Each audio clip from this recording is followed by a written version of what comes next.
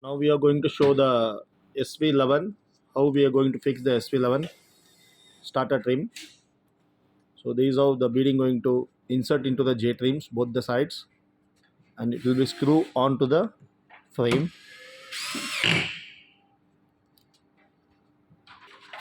So SV11 starter trim has been screwed. So now we are going to insert the panel. So the panel has been inserting. It will be interlocked into the SV11, the starter panel. So the panel has been interlocked into the SV11.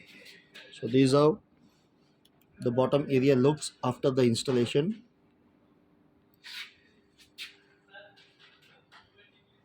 After this, the panel will be screwed.